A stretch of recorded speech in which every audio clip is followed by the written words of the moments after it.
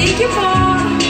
Nalilimutan ko ang itsura ko kapag kausap na ikaw. Sana naman ay iyong pakinggan at nang ikaw ay magnawa, dahil nabihag mo ang aking paningin at damdamin.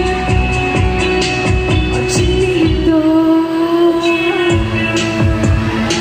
maraming salamat po. Thank you. Maraming salamat ulit sa Pure Gold and sa Nestle for having me.